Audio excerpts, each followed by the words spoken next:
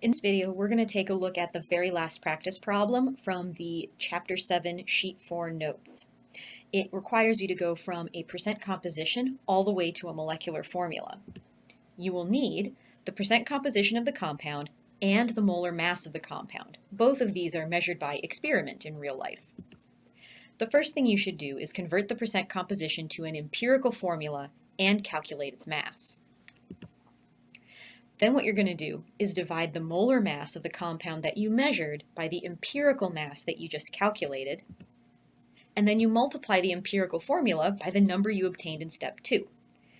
Here's the practice problem we're going to solve.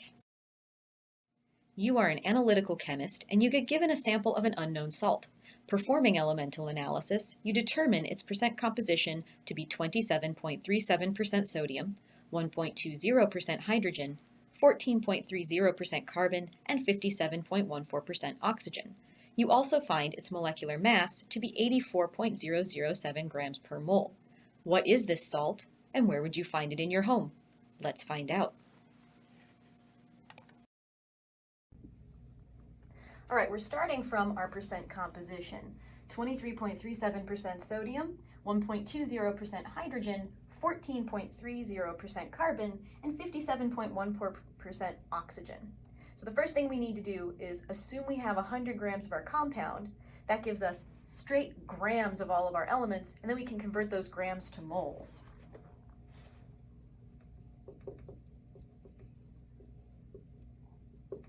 So if we divide that by the molar mass of sodium, we've got 1.190 moles of sodium in this compound. Divide that 1.20 by 1.008.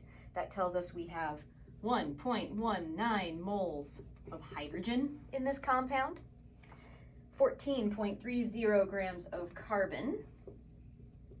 Divide that by 12.01, 1.191 moles of carbon, and lastly our oxygen. Divide that 57.14 by 15.99 and you get 3.573 moles of oxygen. The next step that we need to do is we're going to convert these molar amounts to a pseudo formula. So we start with our pseudo formula, and it's going to look really weird. Don't worry about it.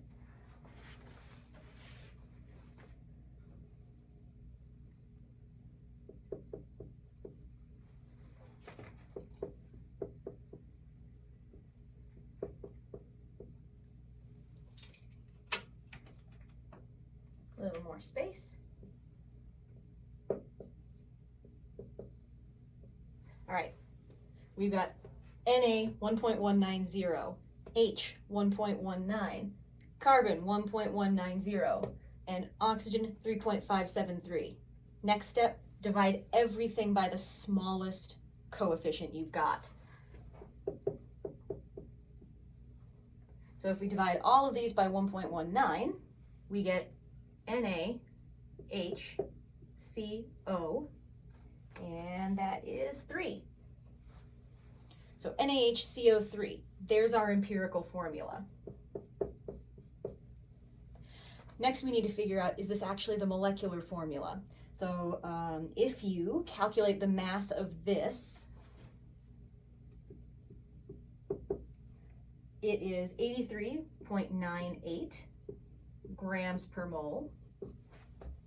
If we compare this to the value that we measured by another technique, let's see, that one was 84.007.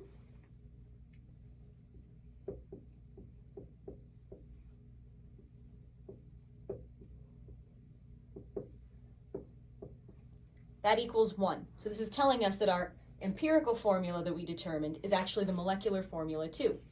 And now those of you who have been practicing your naming, you might have noticed NaHCO3 is sodium bicarbonate. This is baking soda. You'd find it in your kitchen.